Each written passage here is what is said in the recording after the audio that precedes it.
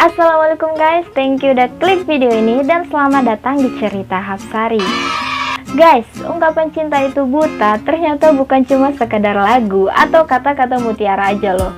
Itu benar terjadi di dunia nyata saat ini guys.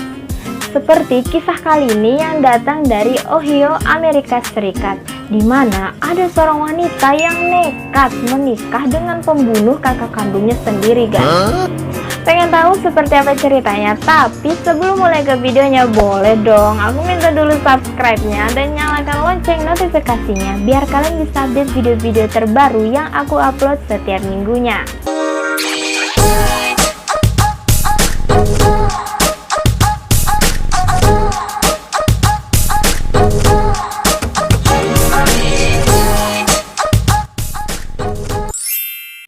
Jadi gini ceritanya guys. Seorang wanita yang bernama Crystal Strauss berusia 50 tahun telah bertukar sumpah setia dengan John Tingen yang usianya beda 7 tahun dari dirinya pada tanggal 12 Agustus 2021. Jadi mereka tuh nikahnya baru-baru aja ya guys. Dan ini juga kisahnya baru-baru viral di Amerika sana gitu.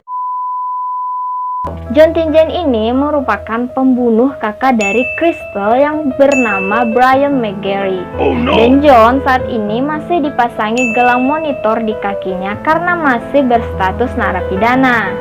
Pernikahan John dan Crystal yang dianggap seperti dongeng ini terjadi di halaman rumah John di Cleveland, negara bagian Ohio, Amerika Serikat. Dan Kimberly Campbell Coral, mohon maaf kalau salah penyebutan nama ya, malum kan mulut Indonesia. Nah, ini merupakan pengacara dari John yang menikahkan John dengan Crystal ini guys. Dan putri dari Nyonya Coral tadi menjadi gadis bunganya. Disclaimer aja guys, pernikahan ini terjadi bukan karena terpaksa atau tekanan, tapi karena mereka memang saling mencintai. Bahkan Crystal sendiri yang bilang pernikahan itu tidak akan terjadi kalau dia tidak mencintai John. Jadi benar-benar kayak murni aja gitu gara-gara cinta, bukan karena terpaksa. Nah, belum genap 2 minggu, John saat ini menjadi tahanan rumah guys setelah 32 tahun ditahan di penjara Ohio. Sebelumnya, dia divonis seumur hidup pada tahun 1989 karena membunuh McGarry di rumahnya 2 tahun sebelumnya. Atau kejadiannya itu terjadi pada tahun 1987. Tapi pengacaranya baru-baru ini menemukan bukti-bukti bahwa McGarry ini bunuh diri, bukan ditembak John. Berarti sudah ada titik terang gitu guys. Kemungkinan ya bukan John yang membunuh saudara Crystal, si Brian McGarry ini. Bagaimana kejadian ini bisa terjadi? Kita kilas balik dulu guys. Crystal dan McGarry ini merupakan saudara kandung yang tinggal serumah di Cleveland dan usia mereka selisih 3 tahun. McGarry ini orangnya bandel guys. Akhirnya dia diusir oleh ibunya sendiri dan tinggal bersama keluarga John. Nah, saat itu McGarry usianya 15 tahun dan Crystal ini sangat menyayangi kakaknya guys. Pasti dia tuh juga sedih banget di saat kakaknya diusir, tapi untungnya mereka masih bertetangga dengan keluarga John. Jadi si Crystal ini masih bisa bertemu dengan McGarry atau kakaknya. 3 tahun kemudian McGarry ini kedapatan tewas dengan luka tembak di kepalanya guys. Dan sepucuk pistol kaliber 22 tergeletak di sampingnya.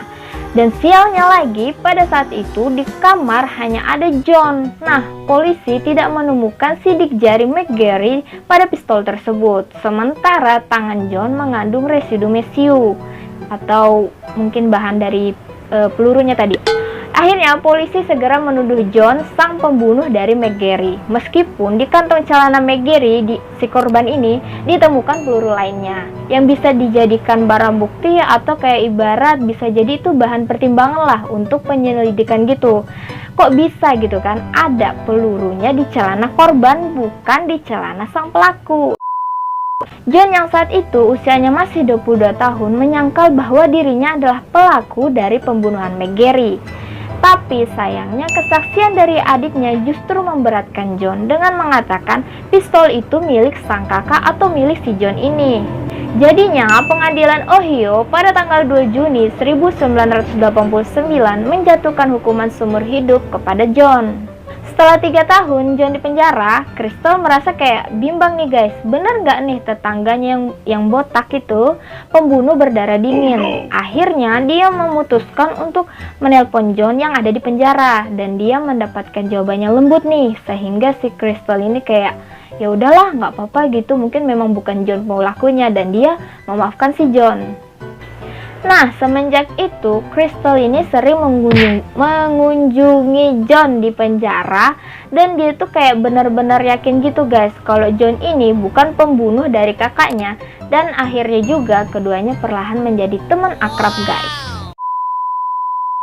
Pada tahun 2020, John akhirnya melamar Crystal melalui telepon guys. Ya, karena mereka udah saling ketemu dan akhirnya juga sudah saling jatuh cinta gitu. John juga mengatakan dia yakin hakim akan meninjau ulang kasusnya. Dan John bilang nih sama wartawan saat dia diwawancarai bahwa Crystal percaya pada John, padahal saat itu belum ada kepastian kalau John akan keluar dari penjara. Si Crystalnya percaya aja gitu sama si John. John dianggap gila ketika meminta teman-temannya membantu persiapan pernikahannya dengan Crystal. Karena itu tadi, karena Johnnya juga masih di penjara guys, masih berstatus narapidana. Tapi keberuntungan memang berpihak sama John nih. Akhirnya hakim membebaskannya untuk menjalani tahanan rumah pada akhir Juli 2021 lalu guys, sambil menunggu sidang ulang, karena kan tadi belum 100% bebas. Dan itu membuat John sangat senang. Dia bilang kalau ini tuh kayak bukan dongeng, dan siapa bilang ini tuh bukan nyata. Sidang ulang John akan dilaksanakan pada tanggal 31 Agustus 2021 mendatang guys, dan itu menentukan apakah dia bebas murni atau kembali ke balik jeruji besi. Crystal juga bilang kalau dia tuh cukup stres karena hal ini, meskipun dia yakin pria yang baru sehari jadi suaminya itu tidak bersalah. Tapi nasib tetap ada di tangan jaksa dan hakim. Kita doakan aja yang terbaik buat mereka guys. Nah, segitu dulu video kali ini guys. Hikmah yang bisa kita ambil dari kejadian ini, ternyata cinta bisa mengalahkan segalanya, dan cinta yang kuat bisa melahirkan kepercayaan yang kuat pula untuk pasangan kita.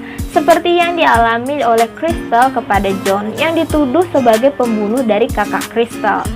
Semoga ada titik terang dari kasus John, dan semoga mereka bisa bahagia dalam pernikahan yang baru ini. Amin. Kalau kalian suka sama video ini, jangan lupa untuk like, komen, dan share ke media sosial yang kalian punya. Dan jangan lupa juga untuk follow Instagram aku, hapsari95_, biar kita bisa temenan dan saling sharing guys. Oke, segitu dulu video kali ini. Bye guys!